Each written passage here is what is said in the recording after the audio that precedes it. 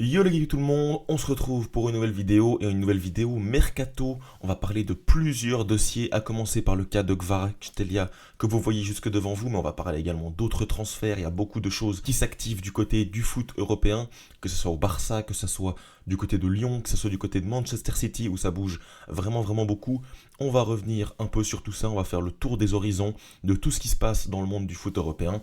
Juste avant que cette vidéo commence les gars, n'hésitez pas à vous abonner. C'est très important, il y a beaucoup de gens qui regardent les vidéos qui sont pas abonnés, donc les gars, abonnez-vous, bien sûr, ça me soutient et permet à vous d'être avertis quand de nouvelles vidéos sortent, donc c'est parfait. Bon, on va commencer par cette première info, l'info c'est Kvaratskhelia, alors on va pas s'efforcer à dire le nom, on va dire Kvara, qui est définitivement ouvert à quitter le Napoli cet hiver. Voilà, le PSG qui est enclin toujours, c'est toujours voilà, le top de la liste, donc il est toujours très prisé par les dirigeants et le coach parisien.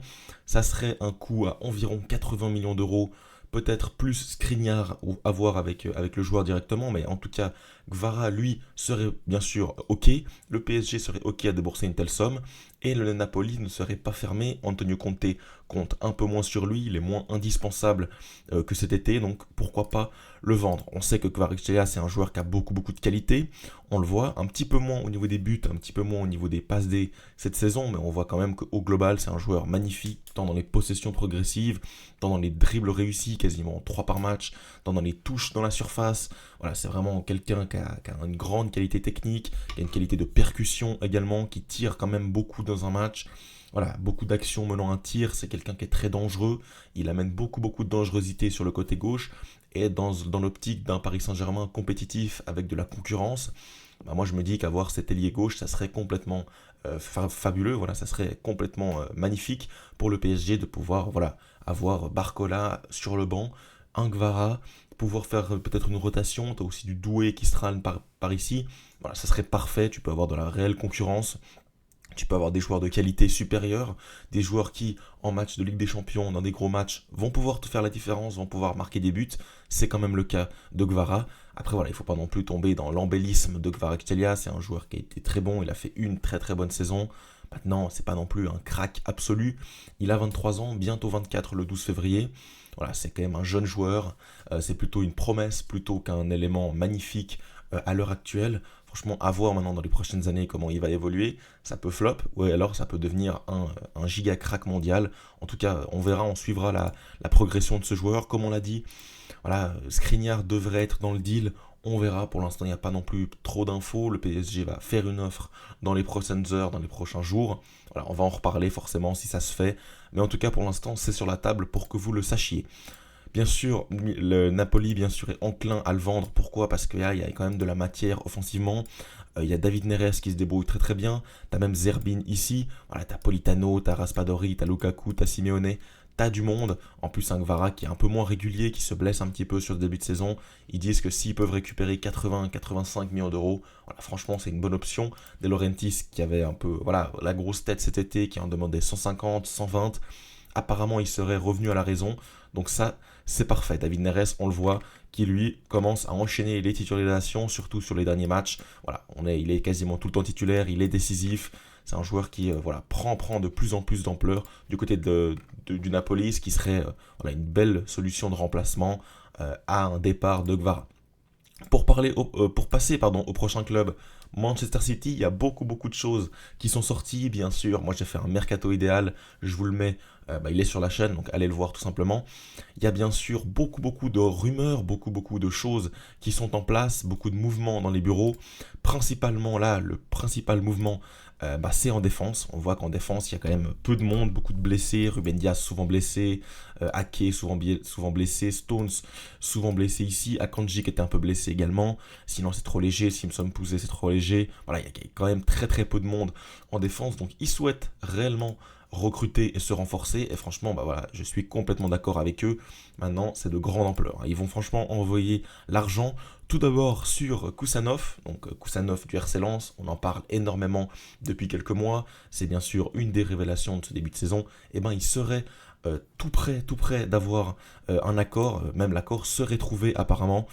Fabrice Hawkins parle d'un souci d'heure, hein, que ça serait déjà fait, qui participerait déjà plus aux séances collectives, qui serait voilà, accord total entre Manchester City et le RC Lens attendu dans la journée. Ça devrait se faire littéralement dans les peut-être prochains jours, demain ou après-demain, ça devrait être officiel. Ça serait franchement un gros coup. Après, c'est quand même un gros transfert, hein. 50 millions d'euros pour un joueur qui a été recruté 100 000 euros il y a quelques mois. Ça serait une bascule financière complètement folle pour le RC Lens, quasiment du jamais vu pour un joueur ouzbek comme ça qui arrive un peu de n'importe où. Franchement, magnifique coup pour le RC Lens, mais également magnifique coup pour Manchester City. Voilà, on sait que c'est un club qui compte pas son argent. 50 millions d'euros, je trouve que c'est plutôt un bon investissement. C'est un des joueurs qui revient très très haut dans les statistiques, dans les prospects, dans les jeunes à crack, dans les jeunes avec beaucoup de potentiel. C'est un des meilleurs défenseurs actuels. Donc franchement, il s'assure un joueur jeune de 20 ans qui a la capacité encore de progresser bien sûr avec ballon, mais aussi c'est quelqu'un de très rugueux. Ça peut vraiment matcher parfaitement avec le jeu de Première Ligue. Donc franchement, pour moi, c'est un très très bon coup. On voit ici les statistiques défensives. Bah, franchement, c'est magnifique. En Ligue 1, c'est quasiment le top 1 interception. Il tacle énormément, beaucoup de ballons contrés, beaucoup de dégagements. Il n'est pas mauvais au duel aérien.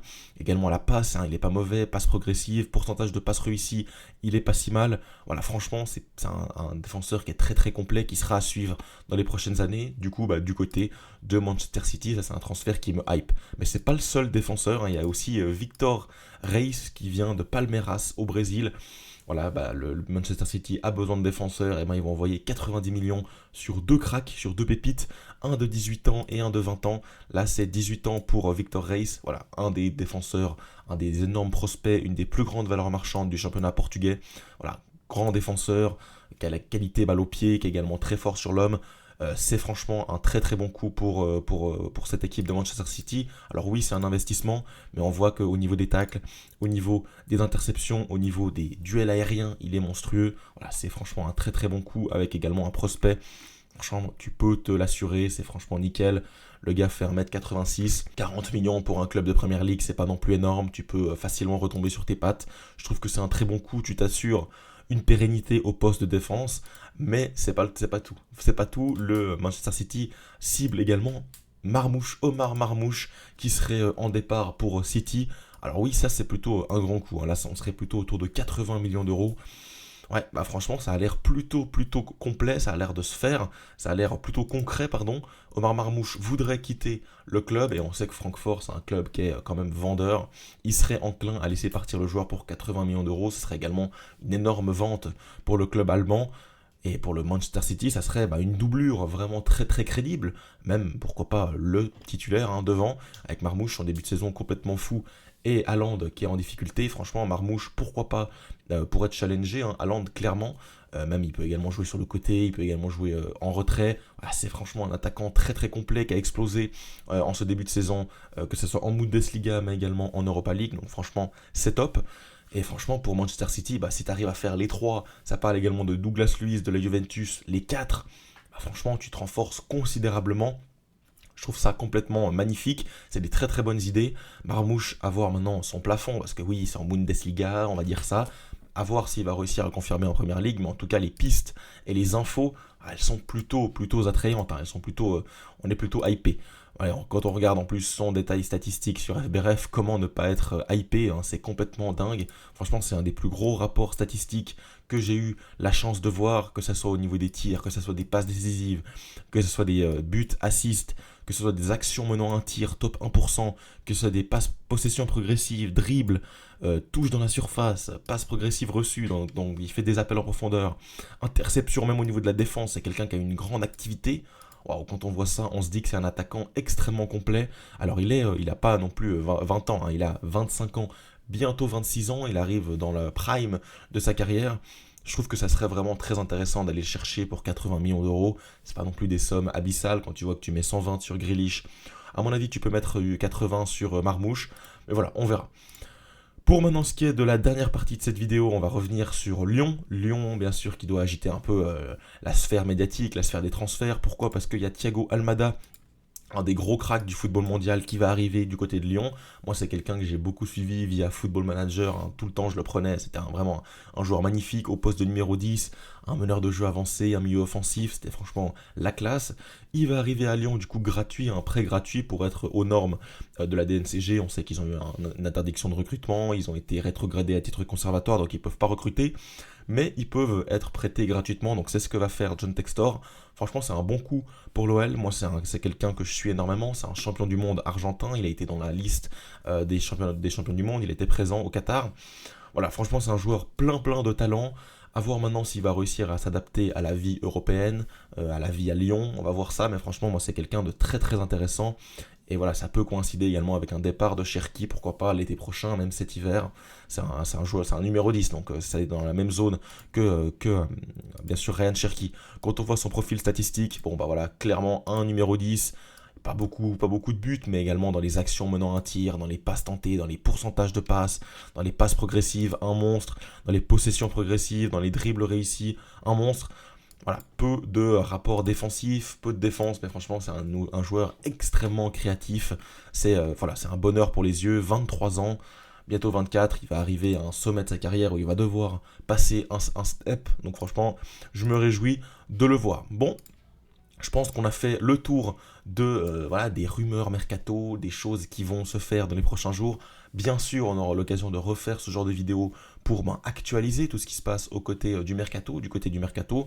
Voilà, en tout cas, on se retrouve dès demain pour la preview avant-match Barça-Real Madrid en finale de la Supercoupe. Et bien sûr, dimanche, au coup de sifflet final pour débriefer cette rencontre. En tout cas, on se retrouve très rapidement, comme je l'ai dit. N'hésitez pas avant de partir à vous abonner, liker, commenter et partager. Ça me soutient énormément.